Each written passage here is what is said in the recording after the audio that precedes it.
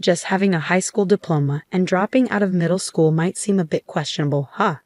But there's a story behind it. No need to delve into details. Our paths just took different turns.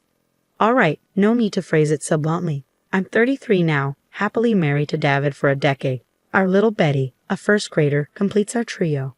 Art has been my passion since childhood, and now it's my profession. And with another baby on the way, each day presents new challenges as my belly expands. Despite his packed schedule, David makes an effort to be home early. He goes above and beyond, even taking time off work to handle chores and childcare for me. Life has been smooth sailing for our little family until recently.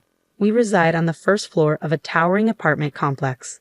It was just the other day, returning from a shopping trip, that I noticed a familiar face. It was Emma, a classmate from our middle school days. Our paths hadn't crossed since those days, apart from a brief reunion right after middle school. As she spotted me, Emma exclaimed, "Mary, you live here too." "Yeah, what about you?" I replied. "Moving in today," she confirmed. It seemed Emma had just settled into the building. Her expression soured as she realized we were now neighbors. Can't believe I ended up in the same high-rise as a fellow dropout. It's surreal, really. You see, I didn't pursue further education after middle school for my own reasons, but I never shared that with Emma. The last time we spoke, she ridiculed me for my decision, and it seems nothing has changed. She's still looking down on me. Irritated, I listened as Emma went on. "So what floor are you on?" "First floor," I replied. Emma's face lit up with a smug grin. "First floor? Figures, considering you're a dropout. You'll have to come up to my place on the 35th floor sometime. Spectacular views, you know," she boasted. Emma revealed that she had been employed at a prominent corporation after college until the previous year. Now she aimed to launch her own venture, utilizing her high-rise apartment as both residence and office. "So essentially, I'll be the CEO. And you? Do you have a job?" Emma inquired, prompting me to explain my occupation. "Yeah, I work in the art industry," I began. Emma cut in, "Art? Like drawing? Is that even a job?" Feeling slighted, I retorted, "I've transformed my passion into a profession, and it's very much a legitimate career." Disregarding my response, Emma remarked, "Well, it must be convenient relying on household income. What's your target, like $900 a month?" I remained silent, lacking the energy to respond. It felt as though those of us who had dropped out lived in a completely different world compared to the elites like Emma. Just then, David and her daughter Betty, both dressed for work, approached. "Mom." "Oh, Mary, do you two know each other?" David asked, glancing between us. Emma glanced at David before hastily departing. "Is this your husband?" David asked me. Feeling insulted, I finally spoke up. "Why are you laughing? That's disrespectful." Emma remained unapologetic. "I wasn't laughing. He just fits the stereotype I'd expect from a dropout like you. A two-income family on the first floor. He probably doesn't earn much either." Emma's rudeness reached its limit for me. "How dare you speak about my husband that way? Apologize?" Emma laughed. "Apologize? Why should I? By the way, are you pregnant?" Finally noticing my pregnancy, Emma commented, "Yes, I see you're 7 months along. Must be the financial strain with another child on the way. Can you even afford to live here?" Fed up with Emma's snide remarks, I took hold of David and Betty and made my way home. Emma called out after us, "Feel free to visit the 35th floor for a better view anytime." But I brushed off her comment and entered our apartment. Throughout the day, I couldn't shake off my anger towards Emma. Why did she feel the need to say such hurtful things? That night, after Betty had fallen asleep, David asked me what had happened. I recounted the encounter with Emma, how she had mocked me for being a dropout and demeaned my work. David's face flushed with anger, his frustration seemingly surpassing my own.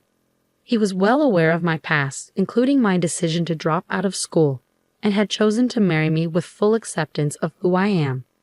We mutually agreed to keep our distance from Emma, as our animosity towards her showed no signs of fading. Fortunately, we managed to avoid any encounters with her for a while. However, our respite was short-lived. In the span of a single day, we received a postcard inviting us to a school reunion. Despite my close ties with my middle school friends, I couldn't help but feel apprehensive about the possibility of encountering Emma and enduring her unwelcome remarks amidst the anticipated reunion with old friends. Despite my concerns about encountering Emma, I decided to attend the reunion, recognizing that opportunities to meet with friends might be limited after the arrival of our baby. When the day of the reunion arrived, it was held in a rented hotel ballroom. Upon my arrival, I was warmly greeted by friends I hadn't seen in years, and we quickly fell into engaging conversation. It had been far too long since our last reunion, and there was much to catch up on. Our bond as a group remained strong over the years, transcending gender. Some of us had become parents, while others pursued various career paths, yet we all cherished the chance to share updates about our families and professional lives. However, our reunion was interrupted when we suddenly heard Emma's voice from behind us. Emma's arrival was no surprise, and her presence immediately grated on us. Engrossed in conversation with close friends, we hadn't noticed her approach until she uttered, "Breathing the same air as poor people is making me sick." Emma's ostentatious attire and exaggerated demeanor stood out against the backdrop of the reunion. Her heavy makeup and flashy dress seemed out of place, reinforcing the consistent bad attitude she exuded. Even in middle school, Emma had been known for her self-centeredness and tactless remarks, traits that made her someone we generally avoided. And true to form, nothing had changed. At 33, she remained as obnoxious as ever, prompting us to exchange eye rolls.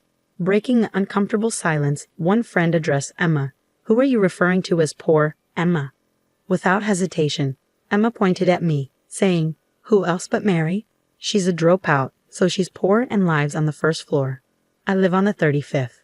Emma's remark comparing our situation to a master-servant dynamic was met with laughter. Some of our friends were visibly offended and confronted her, but Emma remained unapologetic. "If you're offended by being called poor, why not find an older, cheaper apartment that suits your budget?" She continued, oblivious to the discomfort she was causing. Emma persisted in belittling me, suggesting that I should leave behind my modest income and the upscale apartment building we resided in. Confused by Emma's comments, my friends turned to me and asked, "Mary, do you really only earn $900 a month?" I clarified, "No, that's just Emma's assumption." As we conversed, Emma interjected, "What are you two whispering about? Mary relies comfortably on her husband's income, working part-time due to her dropout status, while I am a CEO. At this point, a male classmate was on the verge of speaking up. "Emma, did you know that Mary is a well-known artist?" One of my friends interjected. Emma appeared puzzled and replied, "An artist? So what?" Deciding to clear the air and not allow Emma's arrogance to sour the reunion any further, I spoke up. "Actually, I studied art in France right after middle school. Although I didn't complete a formal program, you could say I dropped out." Emma scoffed dismissively. "Studying art, just a hobby, right? You're still a dropout who ran away from studying." Realizing that Emma failed to grasp the depth of my commitment, I elaborated further. "I spent several years honing my skills, and now I manage an art gallery while also creating my own works. Believe it or not, I have fans and have even curated my own exhibitions. Some of our classmates have even purchased my artwork. In reality, I was a budding artist with a growing reputation within certain circles. After completing my training in France, I returned to New York and kickstarted my career, which has flourished in recent years. David and I crossed paths at one of my exhibitions, and we instantly connected, leading to our marriage. Despite explaining all this to Emma, she still seemed oblivious. "Oh, come on, an exhibition is just for fun, right? As a CEO, I'm clearly ahead of the game." Frustrated, I responded, "Emma, this isn't about winning or losing. You may think my pursuit of art is frivolous, but I take my work seriously." Refusing to back down, Emma retorted, "If you're really making that much money, why are you living on the first floor? You should be up higher." "There's a reason for our choice," I countered. "We used to live on a different floor, but with my pregnancy and the sometimes sluggish elevators, we opted for convenience by moving to the first floor." Despite my explanation, Emma appeared unconvinced. My friends were well aware of my career, and even acquaintances had heard of my success as an artist. Emma, however, likely never considered this possibility, given her lack of interest in art and her tendency to look down on me for dropping out. And I had another secret to share. Just as I was about to reveal it, I spotted David and Betty entering the room. "Mom," Betty comes bounding towards me, with David in hot pursuit. "Sorry about that," David apologizes, rubbing his head. "Got caught up in some work stuff and had to bring Betty along." As David and I converse, Emma interrupts, Wait, who's this dashing man? Your husband. He was in work attire last time. Why the change to a suit? David does indeed look sharp today, catching Emma's attention. He begins to greet my friends, expressing gratitude. Thank you for always being so kind to my wife. She means the world to me. Is everything to your liking? Please don't hesitate to let us know if there's anything you need. Just as we were immersed in the conversation, the event organizer hurried over, expressing gratitude. Thank you for providing this wonderful venue free of charge. The food and drinks are exceptional. We truly appreciate it. The truth was, this hotel belonged to David's parents, and he had recently taken over as CEO. David had generously offered the venue for the reunion without any cost. Emma's expression shifted to a pale hue as she processed this information. Wait, you're the wife of a CEO? She had previously looked down on me as someone of lesser means, but here I was, an accomplished artist and the spouse of a CEO. Emma seemed visibly stunned. How did a dropout like you end up married to someone so affluent when someone like me, from an elite background, is still single? What did you do to achieve this? Emma's tone was laced with bitterness as she challenged me. Finally noticing Emma, David intervened. We've met before. I apologize for appearing in work clothes last time. I was assisting with a neighborhood cleanup, David explains.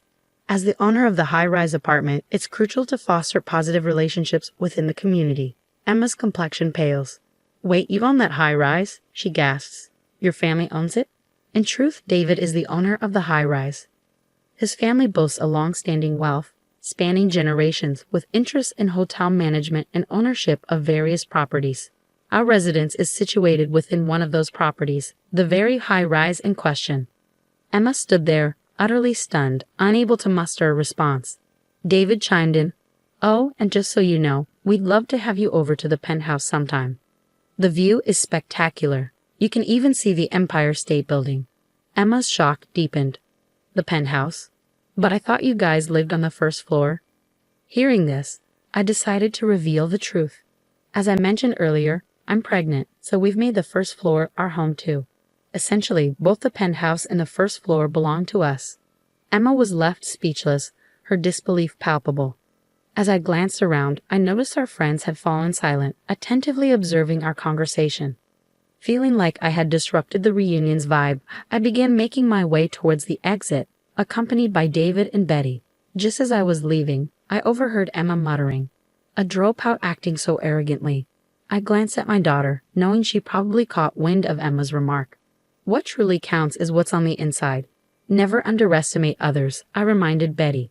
With a nod, Betty turned towards Emma and chirped, "Emma, if you keep making those faces, happiness might just slip away from you."